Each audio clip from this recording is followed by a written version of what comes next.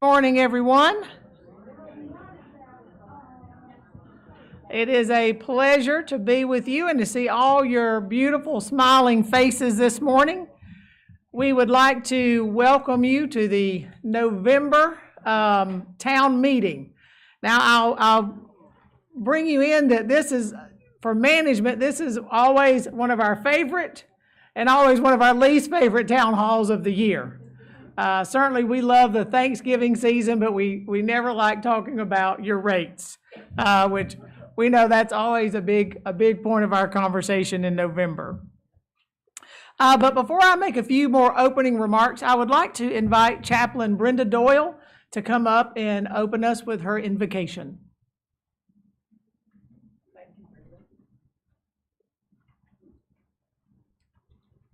Hello, everyone. I love this time of year, the change of season. It's that nice transition before the really cold of winter, and I think we've been having a fairly nice fall this year. So I'd like to give you an autumn prayer. Let us pray.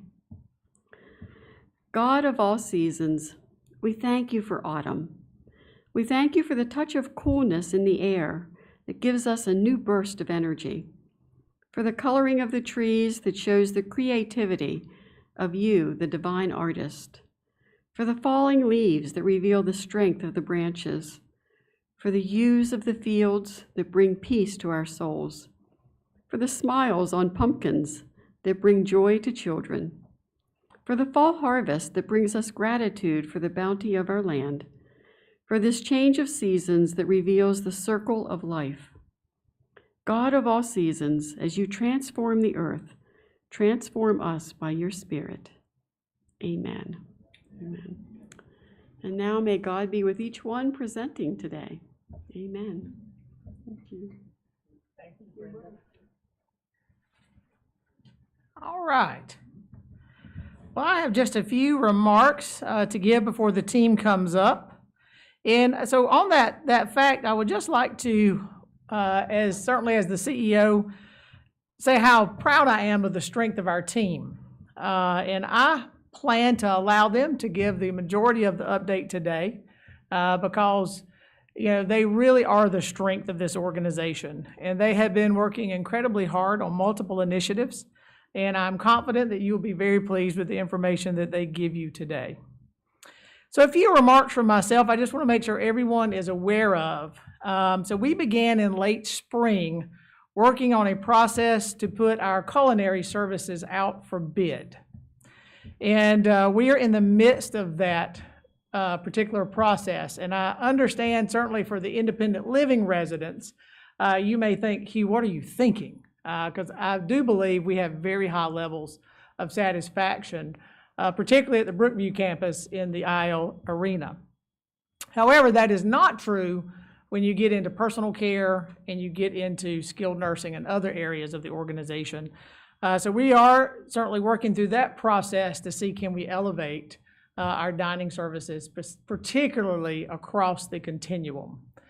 We certainly understand there are some variables that make it a little more difficult in some of the care areas to be on the exact same par as what we have at times for independent living, but we definitely want to reduce that gap. So certainly look for more information on that to come in the coming days. On the 2024 budget, certainly we are winding up that potential, or I guess not that potential, we're winding up that process. Ryan and his team is doing a really good job with that. One of the things that we are also working on is to have a budget, I think, this next year where we are making sure that we are ready for whatever the economy throws at us. Coming out of COVID, right, we have seen all kinds of shifts in the economy, and so as an organization, we want to make sure we are prepared if in the potential of recession. Certainly, we know we cannot reflect that crystal ball, but certainly as an organization, we want to be ready. So one of the things that you probably will see us do less of in 2024 is capital spend. We have spent millions at Menno Haven over the past several years, and so we will dial that back some in 2024. I think in the budget, another thing that I just want to touch on briefly is rate setting. And I know there's always curiosity among residents about how do you come to determine the rates. And certainly today, Ryan, our CFO, is going to speak specifically to all the factors that went into our rate increases for 2024.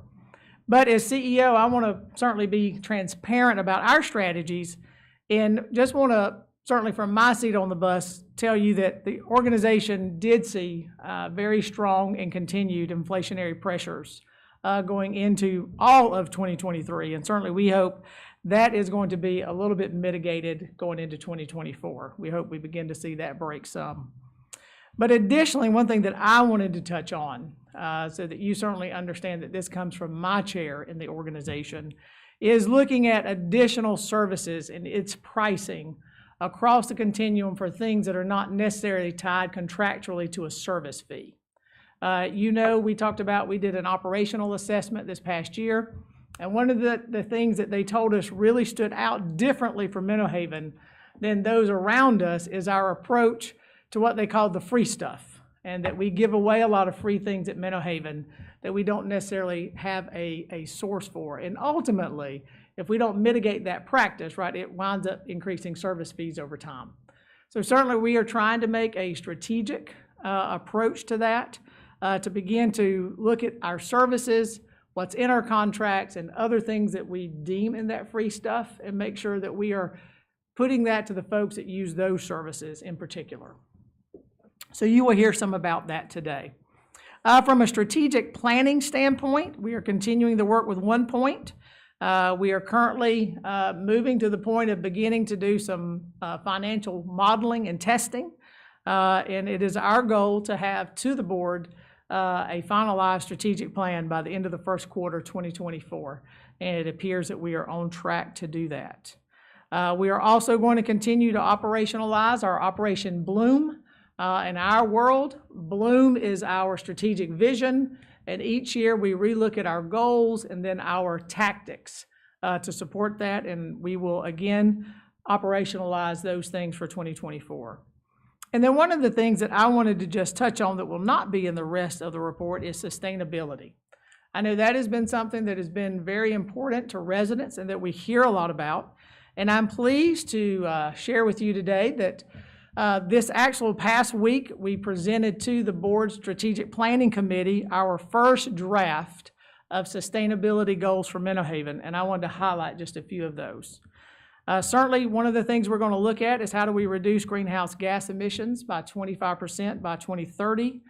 We are looking at our construction project standards and anything over $250,000 being built to the LEED bronze or higher standard. We are going to look at mechanisms and methods to reduce Menno Haven's electricity consumption by 10% by 2027. We are also working on transitioning some of our fleet to electric by 2030. And one of the things that many people may not know, our grounds crew has begun much of that transition over the past several years. And then we want to reduce food waste by 10% by 2027. So I'm proud of the work that our team has done to develop this plan, and I'm confident that it will make Menno Haven more sustainable in the future. And then finally, I just want to say thank you for your support. I want to thank you for continuing to support our community. You know, you, the residents, are really what make Menno Haven the vibrant, beautiful place that it is, and we just really appreciate the opportunity to get to present to you today. And I want to end my time by saying Happy Thanksgiving. And if I don't get before you again between that time and now, for now and that time, I hope you all have a very wonderful Thanksgiving. And I will be back up at the question time. All right. And now I'll hand it off to Miss Suzette Davis. Thank you, Hugh. I think I say it every year, but this is my favorite time of year. I love Thanksgiving and Christmas. And I was really thinking about that, if you guys will give me just a moment to share some insight into my mind and heart with y'all. I was thinking about, why do I like this time of year so much? I'm crying already. Oh my. And really, there are 3 G's. I thought about it. It's the time when we really stop and pause and look at God's grace. And grace is an amazing thing. And it's a beautiful time of year to get to do that. The grace of how our seasons change, of renewal, of starting over, of new beginnings that we all get through God. And then gratitude.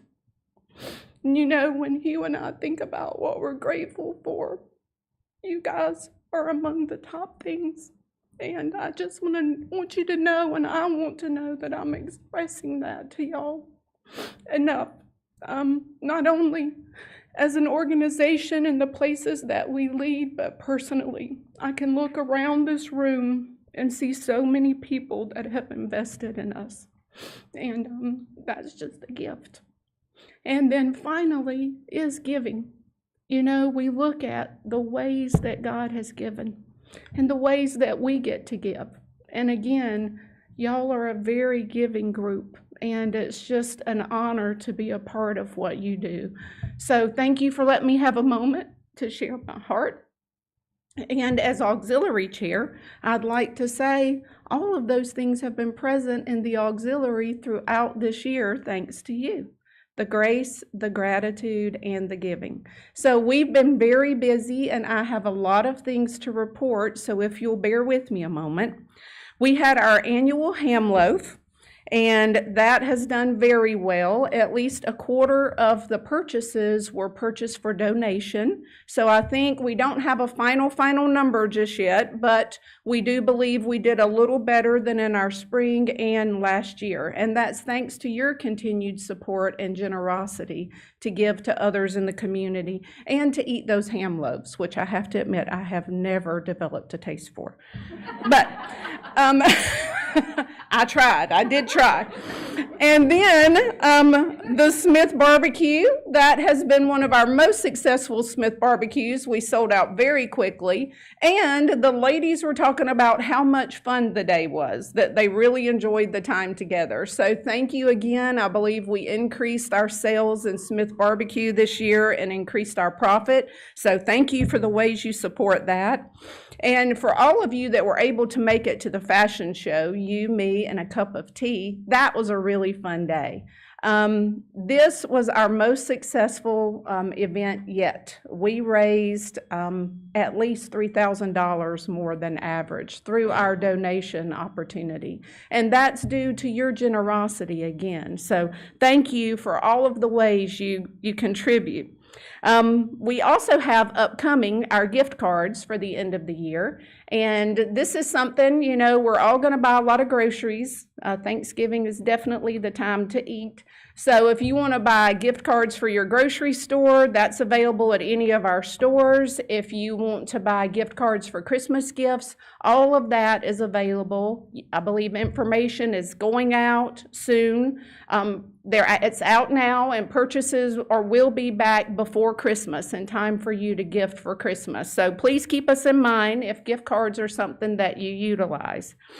And our treasure chest and the gift boutique and gift shops are doing better than they have been doing. Both revenues are up in both areas, and I want to thank you for the continued support there with donations and purchases at the treasure chest, as well as all the support we've had this year for our Sip Shop and Savers, and for the various local artists and new products that we brought in. Thank you to Joan and her team and Miss Ethel and those that have really kept those places vibrant, and Karen Porter and Pam and the team at the treasure chest that do so much in that area. We certainly appreciate the ladies there. And speaking of, it's also the time of year when we are going to review our annual project request. And we were so excited because this year we have actually had about $150,000 of requests, which is the largest we've ever had while I've been here. So we have been crunching the numbers, and we're hoping we might have a runway to do the whole thing, but we will have our meeting next Monday night, and we will be reporting at our annual meeting how we're doing with that, and hopefully the projects that we plan to support. And all of that enhances the life of Menno Haven residents, from the wheelchair accessible tram, which I don't know if you've seen people riding in that, but the smiles are infectious when you see them, to just a couple of days ago, I don't have permission to share a name or details, but it was a resident's wish that they get a tattoo with them and their spouse on their arm with their wedding date, and they're 94. They just entered our healthcare environment, and I loved what they said. They said, I came to Menno Haven to live, and I'm going to keep living until the day I'm not here. And I love it. So that was something the auxiliary was able to participate in as well. So thank you for all of the ways that you truly brighten the life and lighten the load of residents here at Menno Haven through your support of the auxiliary. And now I believe we've got Tori coming up.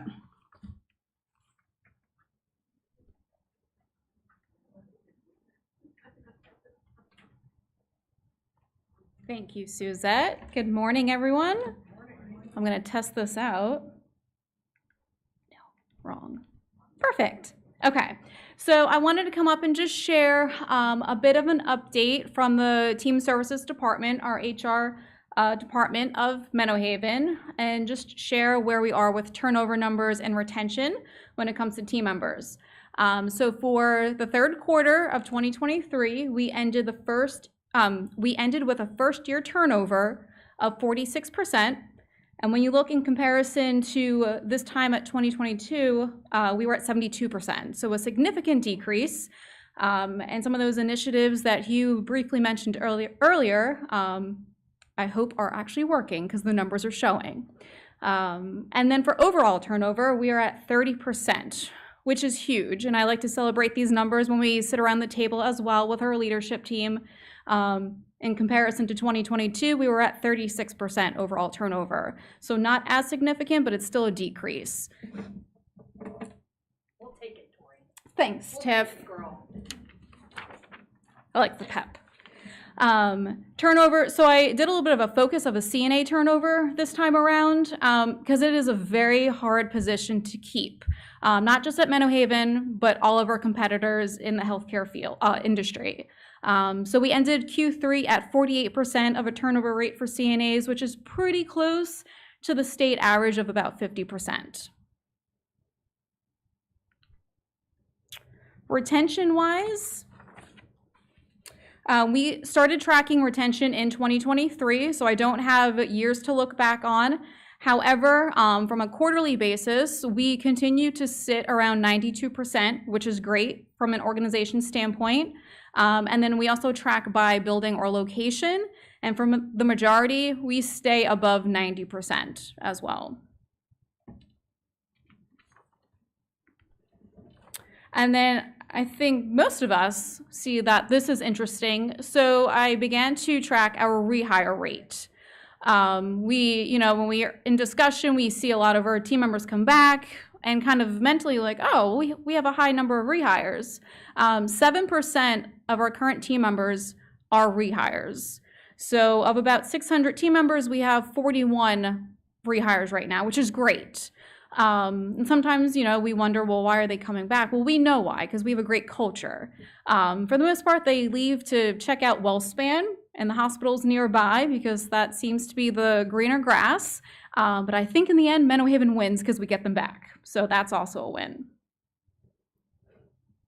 And just noted here too that CNA is the most rehired position we have here at Menno Haven, which supports, again, the hospital theory that it's better over there, but again, it's not.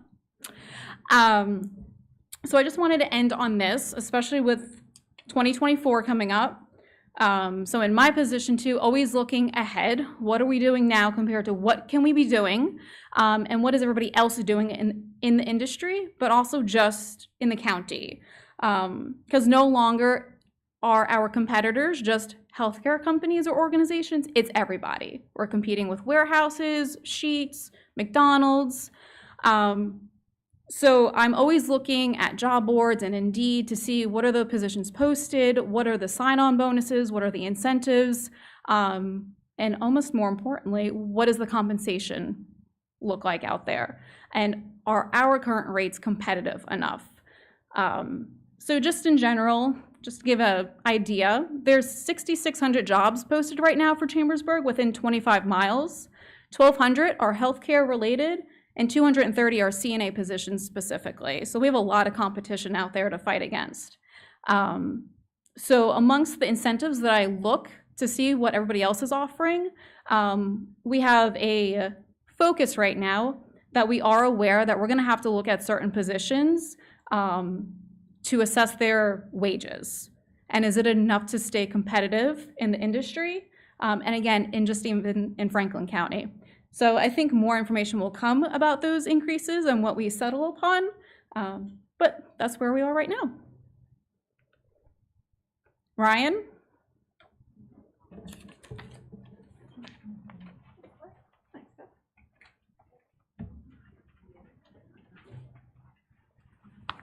Thanks, Tori. Good morning, everyone. Oops, wrong way. I know there's a lot of numbers there. I'll try to keep it at a high level, not to bore you as we go forwards. I'm going to talk a little bit about the variances here in this column, just to keep the presentation going. We can see that year to date that revenue is about $43.5 million to budget of 42 million, or we're about 1.6 million up on revenue. If we look at our operating expenses, which is the line below, we're at about 2.2 million above what we had budgeted. A lot of that driver is our labor, whether it's our own team members, agency, and benefits associated with that. Culinary is another area that we're seeing a lot of pressure on this year. And a lot of you probably can relate to that whenever you go to the grocery store, you go out to restaurants in the community or even outside the community. And then maintenance is another one. Looking at our interest and depreciation, we're up a little over 900,000 there. The major driver of that is depreciation. Again, it's those projects that we had out there over the past couple of years as they've come into service. With that, so I'm hoping that we can actually budget that better next year and get a true good number with it. But if we look at the next line where it says operating surplus, I should have a deficit there because actually year to date actual, we're about 7 million. We had budgeted about 5.5 million as a deficit. So we're unfavorable 1.5 million. On that. If we look at the very bottom, the net asset decreased. We had budgeted for about a $6 million decrease. We're coming in at about 5.6, so we are better by about 400,000 on that. And then if we look at our debt service coverage ratio, which I didn't put on this slide, but we are required to be at 1.2. We're currently at 1.86. We do anticipate that that is going to come down because at the end of 22, we had brought on some independent living. So as that come off and we go on, we're thinking that's going to be about 1.5, 1.45. So we're still well above the 1.2, but just wanted to, if you're looking at this in 3 months, we'll look at another one. Just wanted to give you a little bit of a heads up there. Days cash on hand, we're actually at 331 days currently. Our required is 150 days. So doing really well on cash. This slide here is the CPI. Not sure if anybody looks at this. I tend to focus more on the red line here. That one's going to be all items less food and energy. You can see that September was the lowest. Looking back at the last 12 months, it was actually 4.1. With that, when we go to the next slide and I show you expenses per day, this is going to come into play. But the good news is that it is slowly coming down. The bad news is some of these rates will never come back down. Like we've got a new starting point if you're looking at bread. It'll never be back down to $2. It's probably at $3.50 for a loaf of bread, and that's where it's going to be. So we've kind of reset the starting point there with that. And we also know that the Social Security increase for this year, or for 2024, is going to be 3.2. I believe for 23 was one of the highest at 8.7, and a year before was at 5.9. So this is a lower year in 2024 for that Social Security increase of 3.2. And a lot of that is associated with the last 3 quarters of the year. It's a third quarter, July through September, so it didn't account for what was back there earlier in the graph. Okay, this one has, when you first look at it, it's like, okay, but this is actually showing our expenses per day. And in 2022, when we ended, basically it was $147,000 a day. currently benchmarking the 9 months that we have currently, we're at 158,000 expense per day. If you think about it, you think 11,000, but when you multiply 11,000 by the number of days of the year so far, of 273, it's a little over $3 million. So expenses have really been up this year with that. And again, the driver of this is the labor. Looking at that, if we were to compare the first 9 months of this year to the first 9 months of last year, labor's up 15%. And that's difficult to bring it back down. And we've also, as Tori just mentioned, as we try to attract, many of the competitors out there in the market have increased their minimum wage that they're willing to start people at with that. So we've also had to keep up, or we can't do the hiring process there. With that, and again, culinary for this year, we're up 18%. Again, when we go to the grocery store, I think we all feel that food, or they're kind of doing the tricks where they put it in a smaller bag but are still charged the same price, so you're getting less for the same price with that. But again, we are reevaluating the compensation for certain job classifications to see what we have to do to attract. The other thing that I'd like to mention here, again, whether we go back to that other slide or the handout of the financials, our revenues at 43.6 million year to date, our budgeted our expenses, actual expenses are at 50.5 million. It's a shortfall of 6.9 million. So when we go into the 2024 budget, it's going to be imperative that we bend that cost curve. Looking at expenses, can we do away with something that, we're maybe spending that we don't have to? Looking at supplies, are we wasting supplies, or is there a cheaper vendor out there with that? So we're looking at everything there. But again, the big one there is agency. We do have a plan to reduce or eliminate agency from the different areas, working with the directors and managers to come up with a plan, and team services being part of that also. So that's going to be imperative that we actually get that completed in the 2024 budget.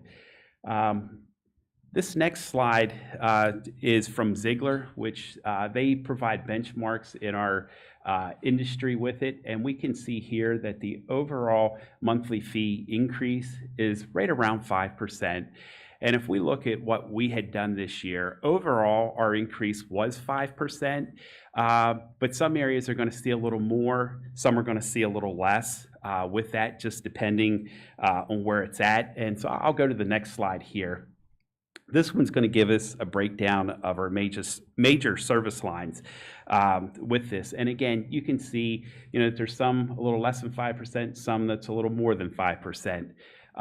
With that as we go forwards. And I believe everybody by now should have received a rate letter by the end of October or November 1st for each individual's situation here with it.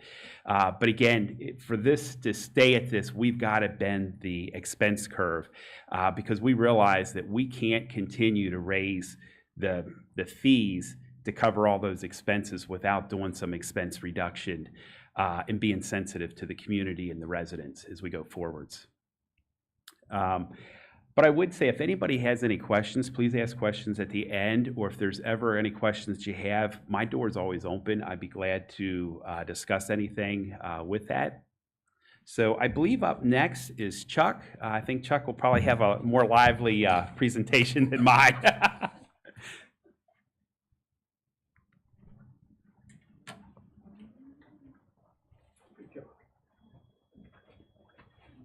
Well, good morning.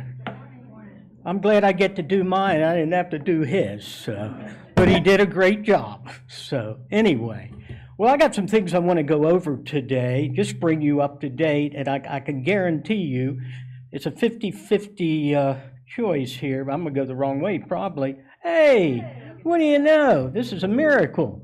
But, this year, I can't, when I was thinking back, I can't even think of all the projects we've done.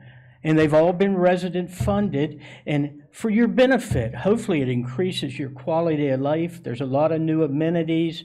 As you see, the ash garden turned out beautiful. I cannot tell you how many calls I've had from people, they said, well, Chuck, we want you to put our ashes there. And I said, well, I'm older than you. So I said, but I'll do my best. And we bought new furniture at Brookview and for the pavilion there. And the golf carts, wheelchair golf carts, have been tremendous. I mean, to see the smiles on their faces as they ride around both campuses, it just shows you that you are making a difference. Of course, we've got the electric car that at first the community nurses said, well, I don't know if we're going to like this, but they love it now. So it makes a big difference.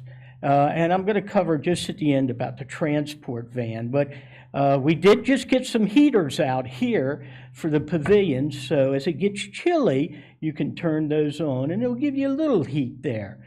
So it's been a good year, and I could go on and on about there. There's more of them. But we have a couple yet to finish. We have the security gate out here at the health center here at the end, and we're getting new furniture there, where residents and skilled care can go out there. But it'll have a security gate. They can't leave, which was a problem before. And that'll be nice to give them an outlet. And of course, one of the big things we did, and this is a great time of year, are the trails that we put back here beyond the railroad tracks. So as you can see, we've been doing a lot at Chambers Point, and which we want to even do more. Okay, this gives you an idea of what we've raised this year. We're ahead of last year. We're about $1,260,000, which includes a lot of different things. Of course, our biggest category is benevolence, and our hope is to get around, this is the biggest time of year, November and December, for residents, other friends of the organization to make contributions. It's the end of the tax year, but also it's a giving time of year where you open up your hearts and your pocketbook too. And we think we'll get close to the $1 million. So thank you. And we have some restricted funds for other projects we're going to be doing. Okay, as you can see, there are the winners. You know, we have 3 scholarship plans.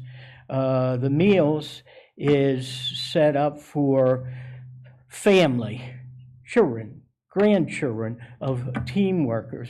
And some of them are still in high school.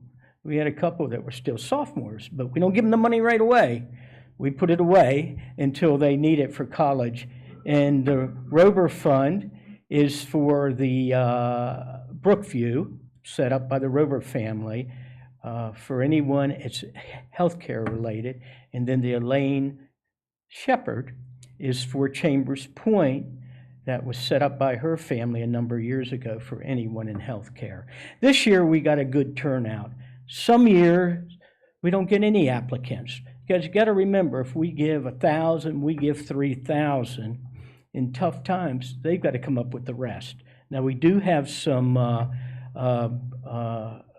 resources we can help them in team services, but I was real excited about this year. And the better trained they are, the better service they'll be able to give you. Okay, this was, anybody remember the 50th? I do. And can you believe next year will be 10 years? 10 years.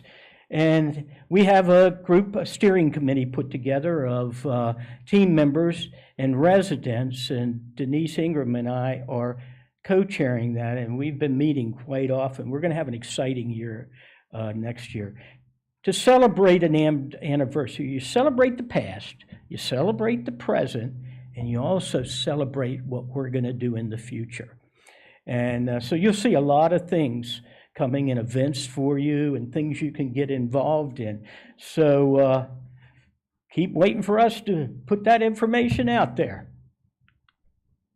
Okay, I've told you about this, and I'm going to keep telling you about this. I'm excited. We're trying to put it together. It is a big project. We decided as a lot of businesses have in the community. Ours is a little different, is for Habitat for Humanity, we're going to sponsor building a house this year. And it will be for an employee at Menno. Now, Tiffany's soliciting team members out there, and we think there's 4 to 6 that have applied. We don't know, because it goes to Habitat directly. They're very strict. They've got certain guidelines, and they have to approve it. First, it has to be approved by HUD, which if you were getting a regular mortgage, you got to meet the qualification, because a mortgage will be set up for them with payments adjusted to what they can afford, and they will be buying the house. And we're excited about, can you imagine if you want to do some good, giving one of our employees a house that most likely would have never had the opportunity to have one. So you'll be hearing more about that. We're going to, not only will we be soliciting from our friends, residents, everyone else out there, but I'm going to be calling on, and this will be the toughest one, all our vendors. We hope someone, an excavator will donate the excavation, a roofer will donate the roof, the heat and air, someone will donate that. They're out there. I just got to find them. They don't know it yet, but they will soon. So, and we'll be asking any of you to come out with our team. We want the residents there too. Bring your hammer. If you don't have a hammer, I'll get you a hammer. So, and a saw if you can pass a test. Brian Garber said, Chuck, we're never giving you a saw. I said, well, be that way. So anyway, so you'll be hearing more about that. And they have a lot there. Habitat has purchased the lot. It's out in Green Village it's kind of, you can turn left. It's kind of at a V, and there's a big development. And they have a nice lot back there. Okay, I wanted to bring this back. I'm excited about this, and I thank all of the individuals that donated to this. It's been a long time in putting it together. Raising the money went well, but finding the right one, we got it wrapped, as you can see. Of course, it had to be specially designed inside with all these tie downs and hooks and everything. I hope to have it out here today for you, but somehow the registration and tags have been held up in the Department of Transportation. They promised us this week. And for the stretcher, that's not what it's called, is it? Stretcher, okay. We got one, we ordered one. Now this had to come from Gurney, okay. We got one, it came from California. These things aren't cheap, but it was manual, and it took 4 people to raise it and put it in there. Well, that wasn't going to work. First of all, we only have room for 2 other people and the gurney in there. So we turned it back in, and we ordered a hydraulic one. So that actually one person could use it. So, the only thing I'm a little disappointed, I wanted to put lights and a siren, but Hugh and Roger said, no way. They spoiled my fun, but anyway. And Roger's working on the procedures it'll be for. It'll be kept at rehab. Hopefully you won't need it, but if you do, we'll have it here. And we want to become as self-sufficient as we can so we can always take care of your needs in a timely manner. So I better sit down before they drag me out of here. But I want to thank you. Thank you for everything, and have a great holiday. And here's Tiffany, I think. They got to stand in between. Oh, I got these to stand lines. on the spot? Yeah. Ooh, that requires me to stand still. Well, good morning, everyone. How are we? Doing good? All right. Now, if Chuck can do it, I can do it. Yay! All right. So I did want to bring everybody up to speed that we are beginning to receive our signage at the Brookview community. So if you've come over, you have seen the main entrance signs, as well as some wayfinding signs at the first intersection. I've got a couple emails and a couple calls like, hey, the signs are great. And I'm like, we're not done. It's not just 4 signs up. So lots more signs to come. And then just remember, we will be coming back over to Chambers Point to continue to add some more wayfinding signs at your intersections and things as well. So just, the whole goal is that the signs feel like they've always been there. So we don't realize where we were missing. So the lower entrance of the Life Center, right, that looks like that's always been there, but it was blank. There was no sign whatsoever above that entrance. So when we have folks coming to the event center, we were just saying, go to the lower entrance of the Life Center. Nobody knew where that was. So adding a little bit of signage, and the installers will be back this week. Hopefully. They did not tell us they were coming last week, so I expected them to be here, stay here till they got it all done, and poof, they left. So my blood pressure has been up, but they have assured me that they will be returning, and will continue to add more and more signs. Just wanted to give you an update about the Scotland Road project. It does continue as planned. I like to just continue to show you, this is how the houses are going to line up. We are started here on 2295. It's clearly under roof. And we have now ventured up to 2325 and are beginning to work on the foundation and the site work and things there. There was some trenching that occurred behind the cottages that line along Scotland Avenue, and that was to provide cable services and our in-house channel for the folks that are going to be living out on Scotland Avenue. So that was sort of an afterthought that we originally thought we could just pop from the street, but Comcast would not provide the in-house channel if we did it that way, so we did have to dig up some people's yards. Paula, I'm sorry, and make a little noise for the neighborhood as we trench to provide the cable, but that process is done, and so now we just have to wait for the grass to grow back. Here's just some pictures. Briefly, if you have not ventured over to see this first, or over here is actually, this is the back of the house, and this is the front of the house. And fences have been placed, signs have been placed, but people still like to go in and see what's going on. All right. If any of you had attended one of our coffee and conversations recently, there was the question asked that if we've changed our protocol and that security and things were not going to respond to fire alarms. And I very point blankly said, no, we have not changed our protocol. But what we had found was that we had a triplex, or a group of villas there was 3 units all together under one roof that was having some cell phone disruption. So when the emergency call fire alarm system would go out, the cell phone signal was not strong enough within that rooftop, so it was not going out properly. So we did, and it's kind of hard to see, but we're tuning in Tokyo here now. So we did add this little antenna to boost the cell phone signal. So this is something that our maintenance and our tech ops department is coordinating whenever they're doing routine checks and things on your panels and alarm systems within your units. They are double checking the cell phone signal. However, it was this wonderful thing that the cell phone companies have changed to this 5G. You all know what I'm talking about. So, you had to, sometimes some people had to switch phones because they wouldn't accept the 5G.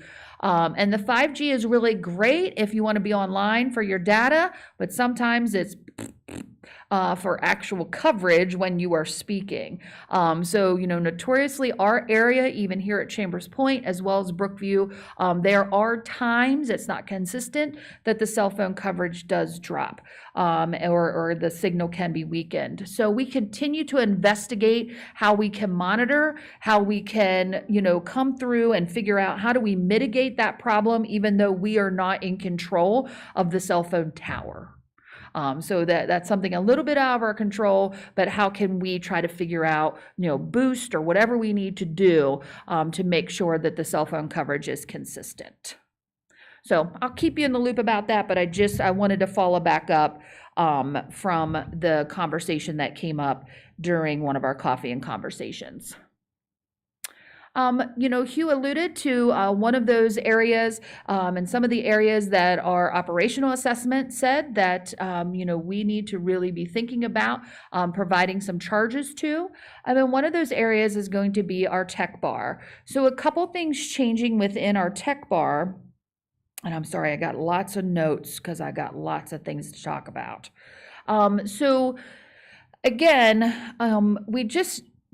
I personally just do not think it's the best solution to have someone in tech just sitting in the tech bar waiting to be graced by someone's presence, and not knowing if 55 people are going to show up or nobody shows up. So we are asking that we change that routine of just showing up to actually being by appointment. So if you call and make an appointment at the tech bar, then we can assure that Wes or somebody from Tech Ops is actually going to be there. The other thing that we're going to be rolling out for 2024 is specific charges and fees for the tech services. Now, I will tell you that we have been working very hard and talking to our competitors, and any rate that we are going to charge will be at least 25% less than any of our competitors. So our local competitor, be that the Computer Tutor or the Geek Squad, right? The Geek Squad's at Best Buy, but you got to pack up and drive there. We do not have one here in Chambersburg, but we want to be very sensitive to that cost. Something else that we've heard from folks that are utilizing the tech bar is this idea of charging for the service, right, of what they're going to be actually needing done. So if I get a new phone and just need my email set up, that shouldn't cost as much if I show up with my laptop because I got a virus. Right? Because when I get a virus, it's going to take significantly more time to clean and sweep the computer. And I'm clearly not talking tech terms because I have no idea what that is. But, I understand it's a significant more process than just showing up to set up my little Gmail account. So we want that to be fair for the time and service that is required. So stay tuned and watch for, we'll send out a clear brochure or menu of what will be offered. But again, if you can just continue to make those appointments for the tech bar, I would greatly appreciate it. Staying along those lines, the PERS devices, again, I won't make everybody raise their hand who has theirs on, but the PERS device is your personal emergency response device, be it your pendant or your wrist pendant, but we want to kind of, again, change that process. I want to be very transparent that, we did receive a batch of bad batteries, so we are able to monitor via a report of when batteries are beginning to go low, when they are completely off the grid. So thank you to Diane here at Chambers Point and Linda Winger at Brookview. They will receive that report from our Tech Ops group and be reaching out and monitoring and saying, hey, your battery's starting to get a little low. We want to, have you come in, or we'll come to you to get that battery replaced. It does give us a runway. So when we say it's low, it's not going to stop tomorrow. But we are going to continue to harass you a little bit until we can get the battery changed, because we want you to fall back on the security of knowing that your PERS device is available, and if you would so depress it. All right, leisure coordinators. So I just want to make everybody aware. So the leisure coordinators, when you sign up for something on the portal, they are the ones that officially are sending you an email to confirm. It is not an automatic system yet. We are trying to get a new software system so that it is automatic, but we are not there yet. So what we are finding is that people are going in, they're calling, they're leaving a message, they're going on the resident portal, they're signing up. They don't hear back right away, because if the leisure coordinator is not sitting at their desk, if they're out on a trip, if they have a day off, it's going to be a little bit until they can get back to you. People are going in and signing up again and again and again, thinking it didn't stick the first time, which then causes 3 times the amount of work for the leisure coordinators to come back and cipher through. plus take people back off the list and then open the list back up because it's full because people signed up more than a couple times. So I'm just asking them and you all to have a little grace that when you sign up, they are going to need some time to get back to their desk and email that confirmation to you. Okay? And then a question came up in a recent council meeting about the canceling of trips, right? Why do we go and cancel trips? So it has been a directive from myself that we cancel trips if we have less than a bus full, or less than half a bus full if we are going out of town. Now, if we're just zipping over to Shippensburg and there's 4 people, okay, I could probably be talked into that. But if we're going to Harrisburg, and if we're going any length of time just for being a good steward, I have asked that they cancel the trip if there's less than half a bus full. Okay. Now, the thing that came up in council was, what is the process about when we take the trip off the portal? So recently, I believe someone was looking to sign up for maybe a Hershey Outlets trip that was on November the 2nd, and they went in on the 25th, and the trip had been pulled off. So the leisure coordinators can plan their week. We are going to give it a 7-day runway. So if it's within 7 days from the trip and we don't have enough of people, we are going to pull the trip off and then notify the people that have already signed up that it has been canceled. Does that make sense? So you got a 7-day runway. If we make it any shorter than that, what happens is, depending on the week and of the pay period, if a trip gets canceled because there's not enough of people, the leisure coordinators literally have to coordinate their week. And if the trip gets canceled at the end of the week and they don't have those hours, that forces them to use paid time off, which we don't want them to do. So there is a lot of logistics that go into that. And I am going to ask, I know the leisure coordinators are just awesome and have given everybody their cell phones, but I am asking that we respect their time and not text them after business hours and things of that nature. You also don't know when it is their day off, and so they don't have the opportunity to shut down. They're always on work mode because they're receiving texts about, hey, did you get my message? Did you sign me up, for trips and things, but we do need to respect their time outside of work hours. Did I get everything on there? I put a little note here about the ticketed events. We want to be very sensitive that if it's something, we're not just going to cancel if, people have already purchased tickets. We are going to do that on a case-by-case basis. So again, if not a lot of people signed up, we will try our best to get the smallest vehicle to try to save on gas. So I don't want this to be a threat or that we are, just canceling things to be mean. There is some thought process behind it, and we need to do a really good job of communicating so you know the why. Volunteer meal voucher. So I want to give you a little history here. So beginning December 1st, the volunteer meal voucher started back, I don't know how long ago, before my time, I think, long time. And it was designated to cover the daily special at the About Time Bistro, or AKA the coffee shop at that time. So there was typically, like a 4 1/4 or 5 1/4 kind of special, and you could go there, use your volunteer voucher, and you would get the special. Well, that's kind of morphed. And Lord knows we don't have a 4 1/4 special anymore with the prices these days. So Billy and I were really talking us through, and she had this great idea of just making the meal voucher a $10 value. Then you can go and use it at any of the culinary venues at Menno Haven. All right, so if, to get that meal voucher is when you typically work over a meal time, or if you have over 3 hours within the month.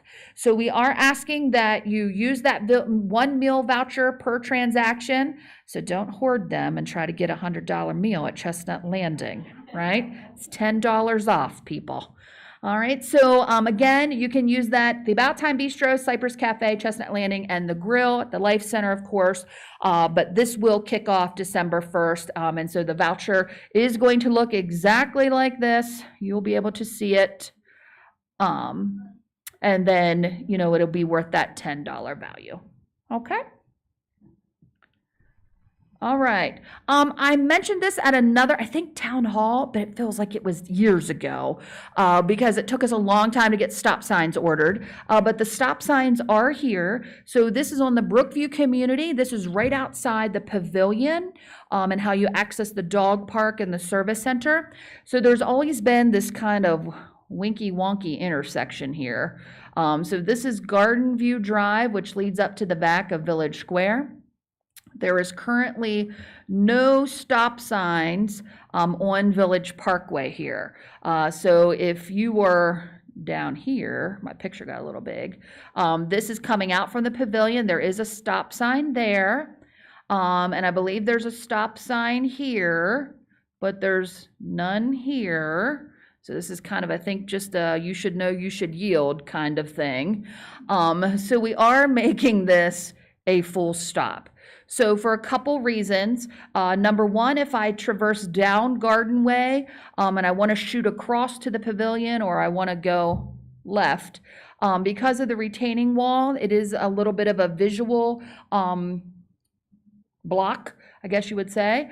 So we want to make sure that people do come to a complete stop. Also, this stop sign midway through the back of Village Parkway here will hopefully control some speeding. Okay, hopefully. Sneaky, aren't I? All right, so just giving you a little heads up. I guarantee people will blow through it the first couple times when you get used to the stop sign being there, but we do want to make this a little safer of an intersection. Okay, room rental. I've been talking about this for a long time, and it is finally here. So the room rental, how we're going to work through the logistics is that Diane is going to manage any room that needs to be rented here at Chambers Point, and Linda Winger will manage the rooms that need to be rented at the Brookview community. And this will include your pavilions and things of that nature. So we will send this out in a flyer, and again, it's going to kick off here January 1. But just to be, very transparent, these are the resident and team member prices. If somebody from the community is booking our event room or our event center or any other room, they have to pay a higher price. So for the event center, for example, we will charge someone out in the community $500 versus $300 for our own people. And, I just want to talk through, and I know this is a sensitive subject for a lot of folks, but the bottom line is that, it does require us setup, tear down, extensively more cleaning. If we rent the rooms on a weekend, folks have to come in, be here, make sure they have everything. So it's just not as simple as walk in a room and use it. There is a lot of extra work that goes into it. And quite frankly, we do not have the team members that are designated just to manage this. So a lot of the responsibility does fall into the leisure coordinators. And we know that we have them, running trips, running events, and a lot of their time gets pulled for room setup and tear down. So we do need to figure out just internally how we work that process. But I also want to be, again, very transparent that there is no expectation of a quota, right? We're not trying to, make $1 million renting out rooms. We're just trying to cover some cost of the amount of extra legwork it takes to manage these rentals. So we will have this as this kind of giving you a glimpse of the cost. Again, this is not for resident event things. These are, I want to have my 50th year class reunion, and that's an exclusive event that others should not be attending because I've rented it and we are exclusively having it for my class reunion. All right, this is not for events that are happening here at Menno Haven that is, open for the majority of our residents. And catering, so to book a room with catering, we are going to have you go specifically through the culinary department. So again, we don't have too many fingers in the pot, that Diane is booking the Laurel Room and having an event, and Bill from culinary is like, you're crazy, we have 400-person event, we do not have the staff person to do this event in the Laurel Room. So we just need to make sure that the people that are going to be responsible for doing the catering know that we booked the room and can make sure that they are able to provide the catering that is required. And then lastly, the chapels to be used for special occasions, weddings and funerals and things of that nature. Again, to manage setup, tear down, things of that nature. And this is, we are not looking to rent our chapel spaces out to anyone other than residents or team members. This is not a public space. All right. All right, Haven Connect. So I'm titling this Equality and Distribution. Doesn't that sound extensive? But this is just one of those aha moments, and again, why I really appreciate that we have coffee and conversation and we have connections with the residents, so people are comfortable of saying, hey, you know, what's going on here? We're getting the short end of the stick. So again, for all transparency reasons, the Haven Connects are usually on Menno Haven's receiving dock the last Tuesday of the month, or depending on how the calendar falls, but we typically get them on a Tuesday. We then need that time on Wednesday to distribute them, like they come in just mounds and mounds of boxes, distribute them to the areas that they need to get dispersed to. Then by hopefully Wednesday afternoon, they get dispersed to the various areas. So Thursday, they go out, right? So that means hopefully everybody on Thursday is getting theirs distributed. What we were finding, and again, this is just not realizing the logistics of it, but does anybody know where a receiving dock is? Where's our receiving dock? Well, which one would we think that the Haven Connect would come to? It goes to the North Gate receiving dock, right? So if my receiving dock is at Northgate, who do you think is the first persons to get their Haven Connect? Northgate, right? Because that's just easy. It's right there. Because the rest of the community, the cottages, the villas here at Chambers Point, right, we have to get them across Route 11, the Great Divide, and then it has to go into the mailboxes. And Eleanor, I know you cipher through all those and distribute those out to who? The volunteers, who then have to come in and hoof them around to all of the mailboxes. So it is a major undertaking, and that's why I'm calling this equality and distribution, because I do not think it's fair, just because of the convenience of the North Gate, and they have Linda sitting right there at the desk, and she can just pop them right in their little mailboxes, that those folks get a running head start to get signed up for events. So know that that is a process that we are kicking off. Thank you, Billy. Thank you to all you volunteers that hoof these around and get them out. We are hoping that this kind of evens the playing field a little bit. Okay, don't that look good? So Thanksgiving dinner, I'm just really happy that the culinary team has brought back the meal services at the Manor Dining Room as well as the Village Square.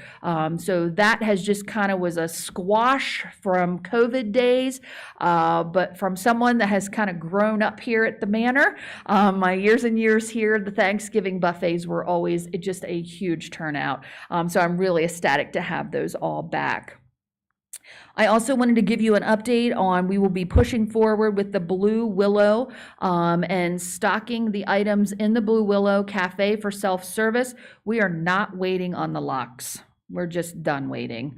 So we are just going to deal with it, whatever happens, but to go to that self-service. So I'm gonna dangle it. I'm looking at you, Bill, maybe next week. So stay tuned for that. Keep an eye out. There is no Haven Today this week, so I'm hoping next week we'll be able to showcase that on our Haven Today show. All right. Okay. All right, strap in, everybody. So I want to give you some changes that are coming to Menno Haven at Home. So Menno Haven at Home is going through I would call a reorganization or restructuring.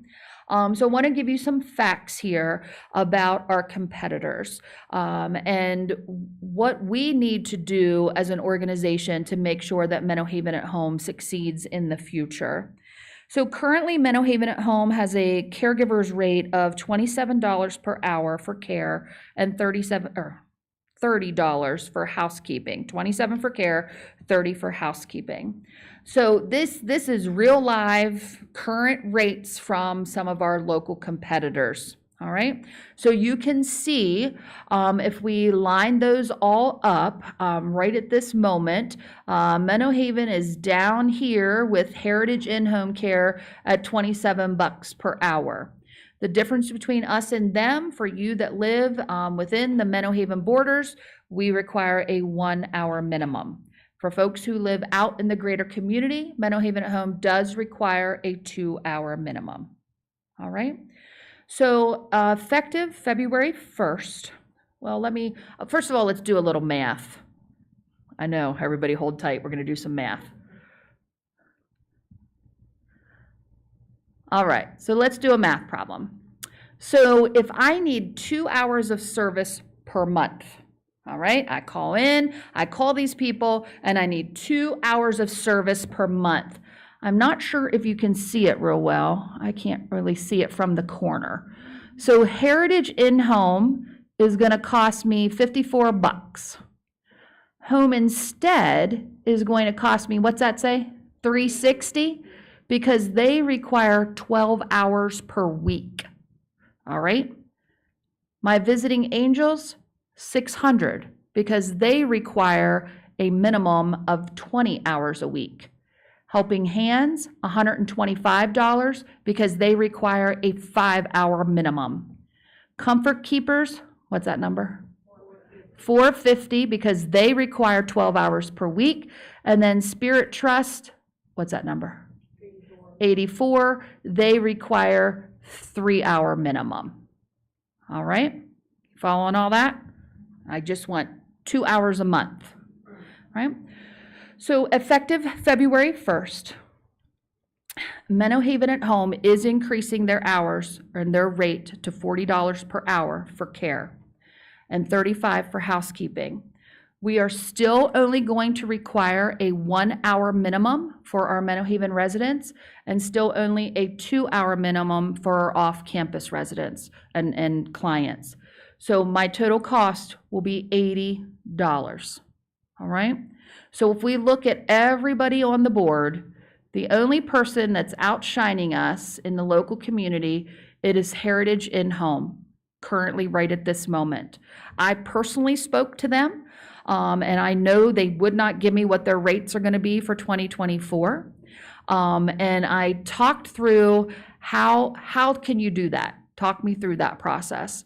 So does everybody know where Heritage Hills is is that what I'm calling it right? Heritage Home Hills, it's in Greencastle.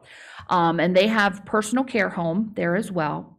And the lovely lady on the phone informed me that they pulled their personal care staff to cover their in-home needs, which is great idea, actually. So if they have minimum home care, all their staff gets placed within the personal care building. If they have lots of home care, they pull the staff out and run a lower ratio of staffing in their personal care home.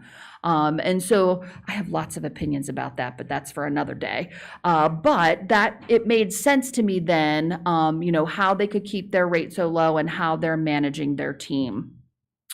So along with the change in rate, again, the most important thing that we are accomplishing by this rate increase will be a significant pay wage increase for our caregivers.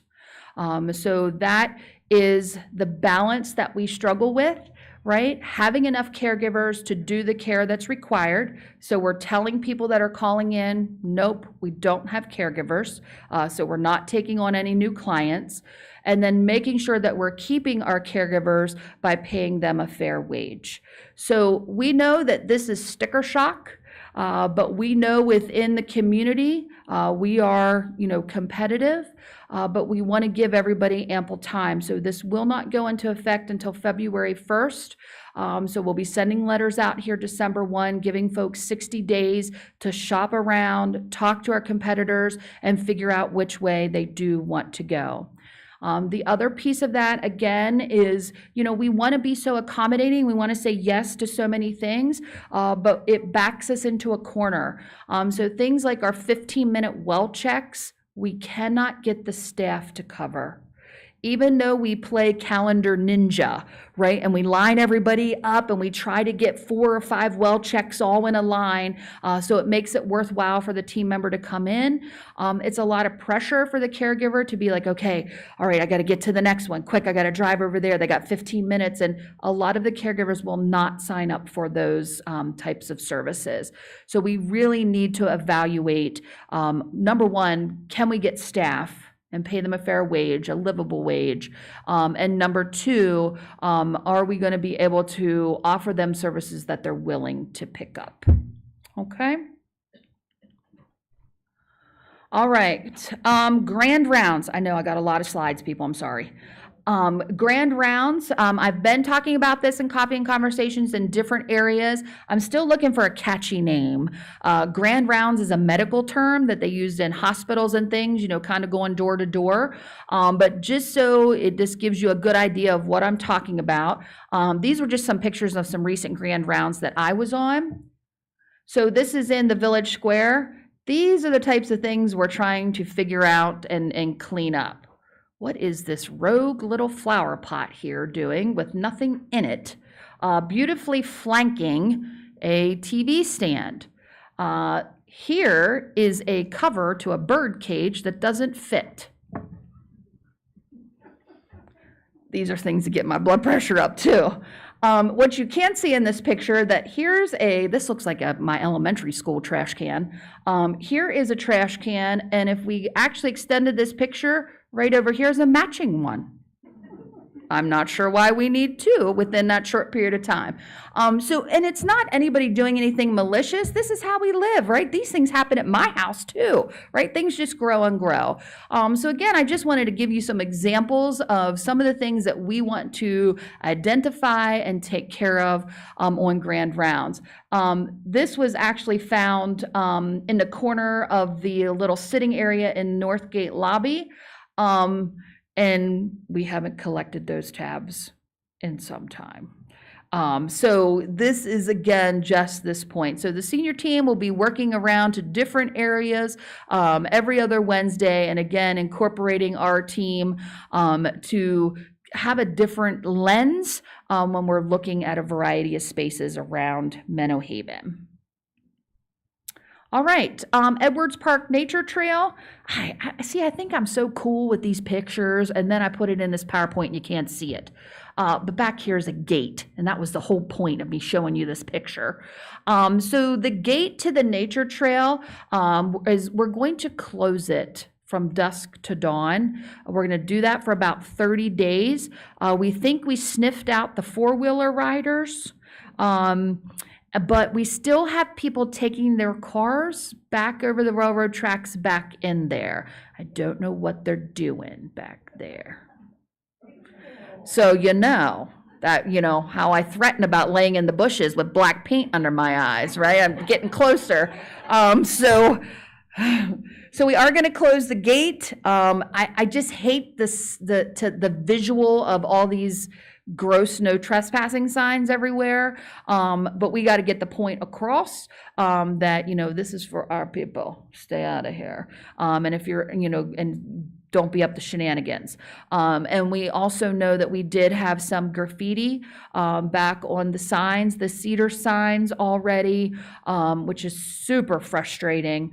So again, I don't want to start rumors that we're closing it or doing anything of that nature. We're just trying to weed out some bad apples right now, and get the point across. There's no room for them here. So if the gate is closed and locked, that is why. This is a reminder that winter is almost here. So I know I'm saying this today and it's like 72 degrees out, but I do need you to remember to unhook your hoses from your outdoor faucets.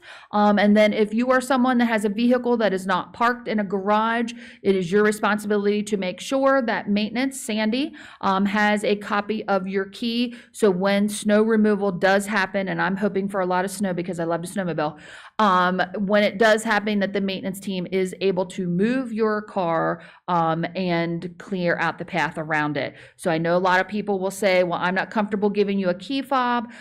You can just brush the snow off. We brush it off, we move it, and then use equipment because there is lots and lots of acres of ground to cover here, and only so many hands to do it. So we need our maintenance and grounds team to work smarter and not harder. And typically they're coming in at a godforsaken hour to try to get ahead of the snow. So I'm putting the responsibility back to you. If you want your car cleaned off, give the key. Pretty please. And community nurse charge is the other thing. I should have put these all together. And then again, this is a way for us that the folks that are utilizing this the most are helping with some coverage. So to be clear, when you depress your pendant or when you are not feeling well or something of that nature, the nurse is going to come. They are not going to ask you for $10 at the door. These are for things that are routine, and that if they are managing testing and lab works and all of this ongoing thing that takes hours, we are just asking for a minimal fee to try to recoup some of that cost. Again, no quota. We're not going to try to earn $1 million for the bottom line. It is just a way to try to even the playing field for some of our independent living residents that really require a lot of time and effort from our community nurses. Whew. All right, I need a break. Ladies and gentlemen, Roger Bynes. All right, I had a lot of slides, I'm sorry. You did, you had some slides. Hang in there, everybody. We are in the home stretch, I promise you. And of course, I broke the string. So, we still get a lot of questions about vaccinations this year and such, and so I just want to keep this really simple. So, flu shots, yes, you should. COVID vaccine, yes, they're not calling it a booster anymore. It's just going to be an annual vaccine.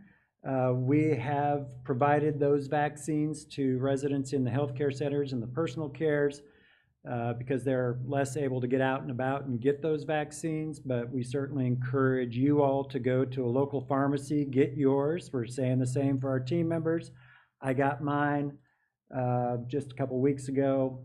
COVID is still out there. I'm aware of probably 8 to 10 active cases in Menno Haven now between residents and team members. Over at the Manor, we had like 14 people a couple weeks ago that had it. So it's not it's not what it was a couple years ago, but it will still make you sick. It can still put you in the hospital, and it can kill you. So we definitely encourage you to stay up to date on those vaccines. People are also asking about the RSV vaccine. I mean, that's probably, the third most popular commercial right now is about the RSV vaccines. I've got the other two coming up. And the short answer to that is, should you get that vaccine? And it's maybe. So this is from the CDC. I know you probably can't read all of this, but I brought some. If anybody really wants the flyer on it, I can share that later. Folks who are 60 years and older may receive a vaccine in consultation with their healthcare provider. So if you have some of these additional comorbidities, if you've got respiratory issues, kidney issues, people who live in a more congregate care setting, you know, sometimes that is more recommended. So it's really kind of maybe. So we would just encourage you, if you're curious about that, talk to your physician, and they'll help you come to some conclusion. Just want to give you another update on our 5-star ratings. We do this every time. We are happy to share that right now both Brookview Healthcare Center and the Menno Haven Rehab Center have an overall 5-star rating. And it's been a while since we've had a couple of our communities that have had that overall 5-star. I will point out, if I can make it point, that, you know, our staffing ratings are really doing quite well. You know, but I would also say, you know, that in part that is because we have been able to hire some additional people, but this also takes into account some of that agency staffing that Ryan alluded to that we're really trying to get rid of. So our staffing woes aren't over, but they are improving for sure. Now, I want you to look here. I know I talked at the last town meeting, and we sent you a letter when we had the unfortunate incident at the Chambers Point Healthcare Center back in April, I believe it was, where we had a resident who was walking with one of our team members and fell and was injured. That team member was not following that resident's care plan, using the gait belt as they should. And so as a result of that, you know, we received a couple fairly significant deficiencies in the Chambers Point Healthcare Center. Those deficiencies fell under what they call an abuse or neglect tag. And as a result of that abuse or neglect tag, we will be seeing this red hand on our 5-star ratings for the next year or so. And really what that red hand means, if you go into the 5-star system and look, I mean, it looks terrible. We've alluded to it as the red hand of death. But really it just is, it's an indicator for the general public to say, hey, stop, you know, these people were cited for this. You might want to look into this a little deeper. And so that's really what that red hand is. You know, this deficiency impacted their survey ratings as well. So despite, you know, all of our communities having the 5-star quality measures and good staffing, you know, that's going to impact us for a little while. So if people query you about that, you can tell them why, and we want to be transparent about that. So a few team member updates. I told you last town meeting about Jess Boland joining us as the new administrator at the Chambers Point Healthcare Center. She's been here, she's still here. In fact, she's in the back of the room. So if you haven't met Jess, would you stand up and wave to the people? We're really excited to have Jess with us. She's done a fantastic job since she's been here. She has already, I think, made an impact on some of the staffing challenges and such that we talked about earlier, and we're really excited to have her with us. She is joined by a new director of nursing, Lisa Hawbaker, who is not with us today, but she's upstairs working, but is also doing a fantastic job. And we really believe that this team, you know, is really going to be able to do some good things at Chambers Point Healthcare Center. Just another change in position, Jen Gelwicks, who has been our Director of Nursing at the Menno Haven Rehab Center, has applied for and been accepted to a different role within the rehab and overall as our Clinical Support Specialist. She will be working to help the admissions team with defining and finding appropriate referrals into the rehab center, as well as she is going to be our electronic health record guru. So she's going through some additional training on that subject. And right now she is in the midst of orienting Jen, another Jen with 2 N's, Strunk, into as the rehab center director of nursing. She just started with us last week, but she brings lots of experience with her as well. And so we're really excited to see the team members moving forward there. Okay, so the second most popular advertisement, or political ads, I don't know which is which, but I'm sure you've all gotten some of these in the mail, right? This one is very specific because, as you know, or maybe you know, WellSpan Health, has opted out of certain of the Advantage plans that are being offered right now. And so, of course, Aetna is all over that and trying to get people to switch to them. I want you to know that here at Menno Haven, we accept all Medicare Part A, Part B, and supplemental plans. We are in network with some, but not all Advantage plans. And I'm going to talk just a little bit about that. We're a little late to the game, but you'll all be getting a letter over the next week or two, depending on the volunteers who are distributing them and when we can get it out, that outlines specifically the plans that we are in network with and maybe some of the advantages and disadvantages of those Advantage plans. But if you're in the midst of changing your coverage right now, I did bring an advanced copy, and I'm happy to share with one of those with you today. But WellSpan has canceled their coverage with these insurers. And they sent out a letter to everyone who has these insurances, so they should be well aware of that. So if you didn't get a letter from WellSpan and you have an Advantage plan, you're probably still in network. But if you did get that letter, I would advise you to do something different. And I have an opinion on that, what you should do, but this is free advice, not being charged for it. And so, you get what you pay for. So, if you're going to transition to another plan, I would really encourage you to talk to a professional about what that might look like.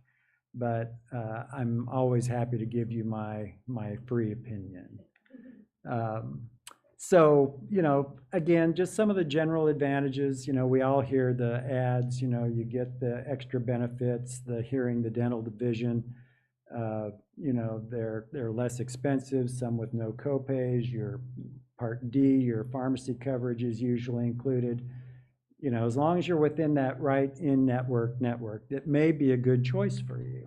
However, those plans also dictate a lot of things that you may prefer to maintain control over yourself, such as who you're going to see.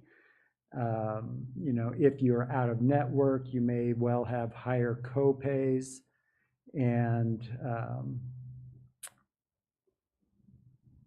and probably the biggest thing, and we see this in our rehab center all of the time, that just on general, people who have our straight Medicare and a supplement, their average length of stay when they go into the rehab center is 19 or 20 days, and that's really determined by that person's progress and their physician and our care team making a decision about when we feel that person is ready to transition back to their previous level of living.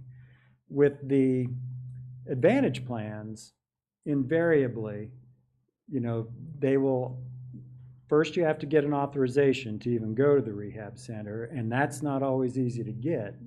Is my opinion showing through? I apologize for that. But not only, do you have to get an authorization to go there, they will usually tell us, okay, you're authorized 5 days, 6 days, and then you send us all kinds of information, and we'll tell you if you get more days. And generally what we're seeing is that the length of stay that is afforded to folks who go on under the Advantage plan is less than half. And, so in those circumstances, we see a lot of folks who then end up having to either pay privately, independently for a while, or potentially taking a respite stay at the Manor or Village Square. And it just depends, I think, is my overall advice. If you are younger, healthier, and don't require a lot of services and specialties, then an Advantage plan may be right for you. But the more care and services you need, I think you should really reconsider, whether you want to be there. So these are the plans that we are currently in network with. Most United Healthcare plans, Capital Blue Cross. We're also in network with our Aetna health plans at the rehab center only. And the only reason that we signed up to be in network with Aetna there was because Aetna is our own team member insurances, and we wanted our team members, if they needed services, to be able to receive them here at Menno Haven.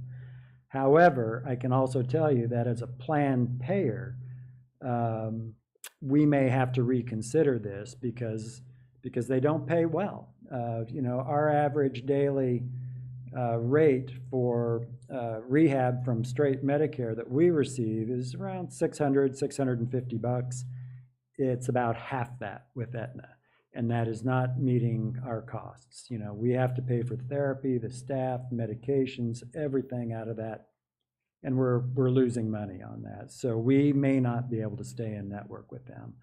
And so as we move forward, thinking again, what stewardship means to us, we have to consider which of these insurances we're willing and able to take. So it's not an easy decision, but I'm happy to talk with anybody about that if they're considering transitioning to a different plan. So with that, I'm going to turn it over to Dr. Davis for question and answer.